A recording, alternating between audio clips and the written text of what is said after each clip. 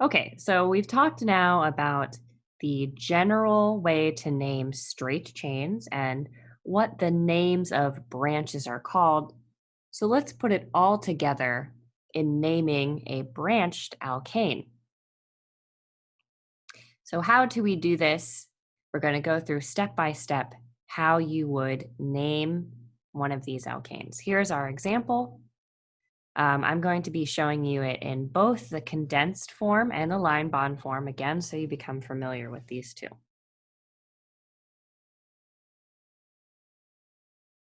So the first thing we want to do is identify the longest continuous carbon chain. And again, I like to do this by circling. You've seen me do this already in the lecture. We can count. Here's a carbon: 1, 2, 3, 4, 5. So if I go like this is continuous, no stopping. That is 5 carbons long. Now I want to point out you should always try all scenarios. We can draw things in a way that can seem tricky. For example, if we go from this direction, 1, 2, 3, 4, 5, you'll see that this is actually also a possibility. Now, in this case, these two are the same. There's not one that is longer than the other. So the longest continuous chain we can define either way, and it would be 5 carbons long. So again, longest continuous chain in this case is 5 carbons long. And again, you can do this on the line bond structure. Here is one way you can look at it. Or this way also has 5 carbons. This is also a possible structure. So once you identify the longest chain, we're going to then identify the substitutes and branches that are attached to what we are now calling the longest chain. So knowing that this is the longest chain, we can call this a pentane. And now we're going to talk about everything else that's attached to that pentane. Now, notice I named this not a hexane. It does have a total of 6 carbons, but the longest chain is what's going to define this name. So off of our pentane, we have one branch. And this branch is 1 carbon long. So we know that this, based on our branched chain discussion, is called a methyl group. So again, the longest chain we've identified, and it will be called a pentane. And we've identified the side portion, which is a methyl group. Now you want to number the carbons of the longest chain in such a way that whatever branch, whatever thing that is substituted on it, and we're going to get into other items that could be substituted on a chain,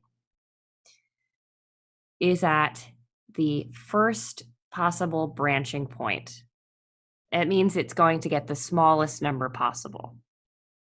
So I'll show you an example. There are 2 ways that we could number this chain. We could start at this end, or we could start at this end. If we start at the first end, this would be 1, 2, 3, 4, and 5. Remember, we're just numbering the main chain, the chain that we distinguished as our main longest chain. Now, the other way, this would be 1, 2, 3, 4, 5. you are going to pick the numbering direction in which our group is attached to the smallest number possible. So that would be the top way where it is attached to number 2 instead of number 4.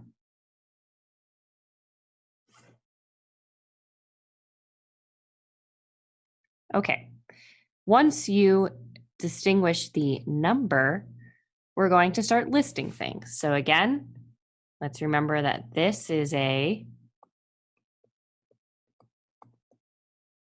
pentane, and this is a methyl. And now we know that this methyl is on position 2, and we will then call it a 2-methyl. So the position of the side group goes with the group itself. So next you're going to write the substitutes in alphabetical order. This is key. When we start adding more and more things on, this is what decides the order that the groups go in. So if you have an ethyl versus a methyl versus a butane, no matter where they are in the chain, you first are going to go alphabetically. So butane would go first.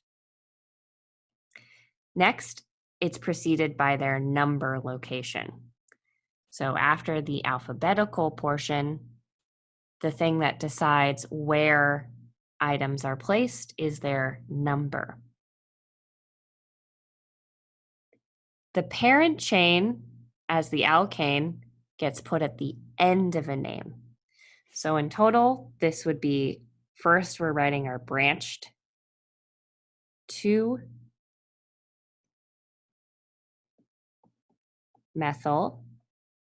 and then you write the parent chain at the very end, pentane. This is the name of the structure above.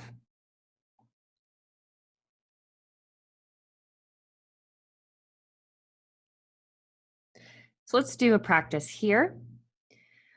I want you to figure out the correct IUPAC name for 2-ethyl pentane. Now this is not the correct name, but we can draw what we think this is supposed to be and then name it correctly. So this is going to involve you practicing multiple things. First of all, let's break this down and figure out what this structure is based on the naming they've given it, and then we'll name it correctly. So first, I'm going to look at the parent chain. That's the end part here. It is a pentane, which means that there are 5 carbons, single bonded. There is a pentane, 1, 2, 3, 4, 5. And based on this name, in the second position, 1, 2, 3, 4, 5, second position, we have a ethyl group. And remember, an ethyl group would be 2 carbons long. It's going to be attached at this point. So 1, 2. Okay, so here is the structure that they claim to be 2-ethyl pentane. Let's figure out what its IUPAC name actually would be. Now remember, the first thing you want to do is figure out the longest chain of your structure. So if we went the direction that originally I numbered, this would be 1, 2, 3, 4, 5. This is a continuous structure that is a possibility. However, if we go from this end here, like this, we'll actually see that there are 1, 2, 3, 4, 5, 6 carbons here. Well, this is the actual longest carbon chain.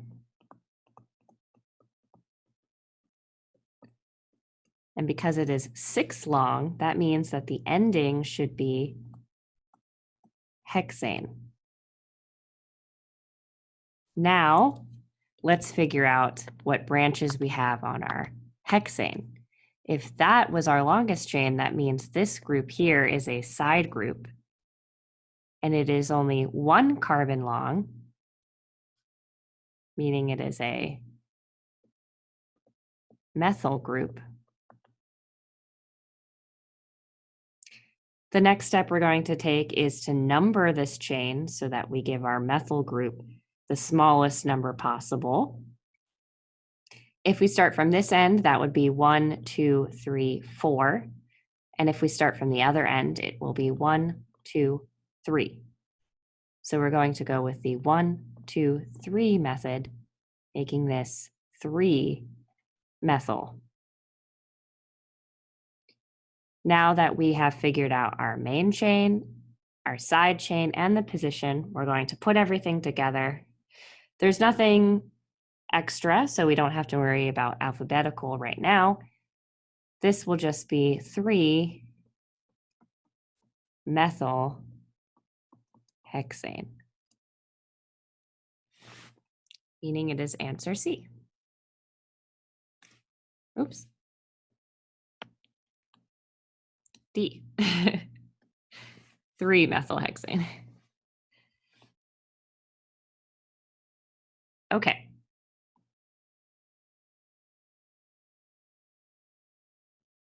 Let's continue practicing our highly branched alkanes and see what happens when we add on extra things.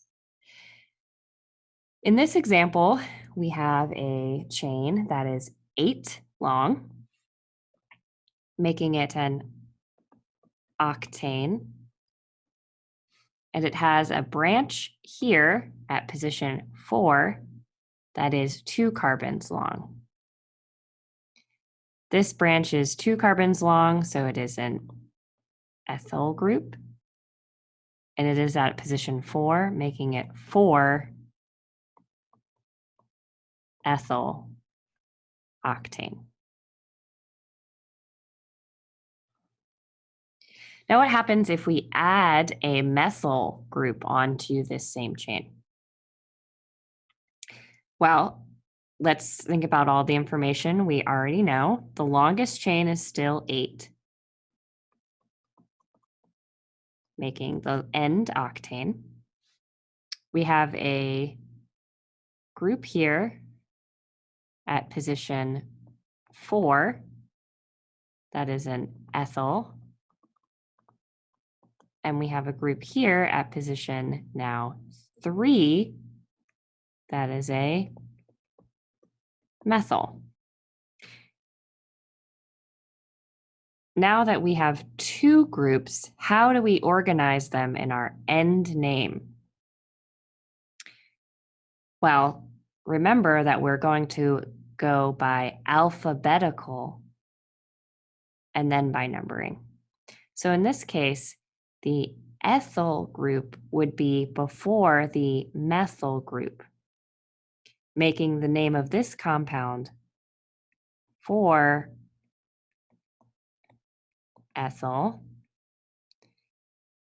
And now we're going to put a comma.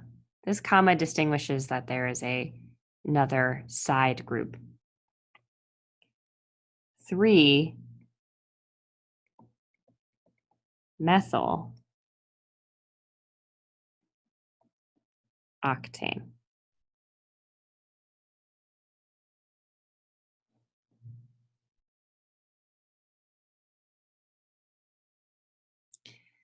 Okay, now what if we have multiple copies of a substituent? So in this case, we now have added yet another methyl group. So there are 2 methyl groups. To distinguish that we have two methyl groups instead of listing every single methyl, for example, 3-methyl, 5-methyl, 6-methyl, etc., if you kept having methyls, we instead use the prefixes di, tri, tetra, etc. for how many of the same group there are. So here there are 2 methyls. So instead of listing them individually, we're going to list them as one group with both numbers in front. I'll show you how we do that. So again, our ethyl group is at position 4, making this a 4-ethyl.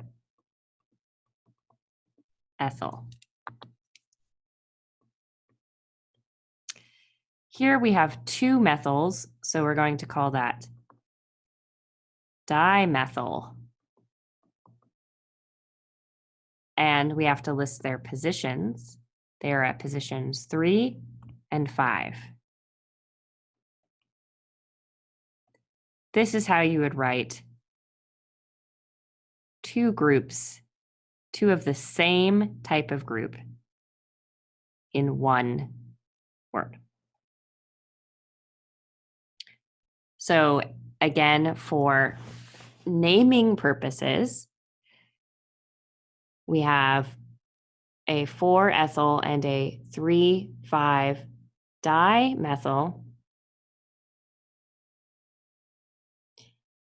And prefixes that we're using are going to be ignored when we alphabetize. So the di part will be ignored. We're just focusing on the fact that this is still a methyl group. So the ethyl still comes first because ethyl comes before methyl. And this would be 4-ethyl,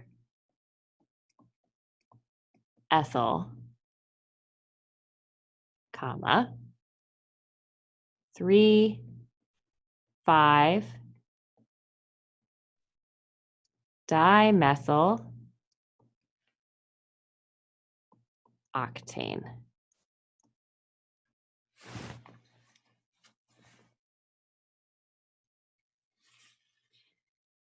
Now, complications can arise in a structure when 2 of the numbering schemes that you try out give the first or the substitute that you're looking at the same number, no matter which end you start at. So here we have an octane molecule again, and it has a lot of branches on it. It has 1, 2, 3, 4, 5 different methyls. So here's a methyl, 2, 3, 4, 5 methyl groups on it. And when we number this in the direction shown in blue versus the direction shown in red, you can see that here we start our methyls at position 2. And here we also start our methyls at position 2. This whole compound in total is called, in this direction, 2, 2, 6, 6, 7 pentamethyl octane. Let's break that down. We know that it is an octane chain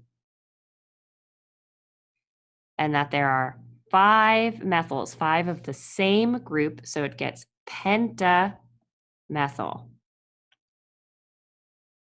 And then we're listing where all of those groups are. At position 2, another one at position 2, at position 6, a second methyl at position 6, and at position 7. Here, again, we're just numbering them starting in the other direction, where our first methyl is at position 2. We have 2 at position 3 and 2 at position 7. So to decide which of these is right, even though they both are going to start with 2,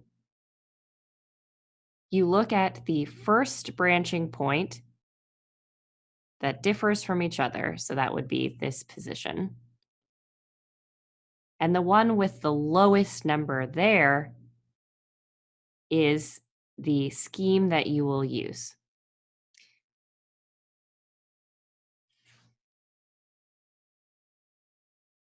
So again, at the first point of difference, our blue scheme has a smaller number, which is 2 versus the 3. And so this is the numbering scheme you would use for this molecule.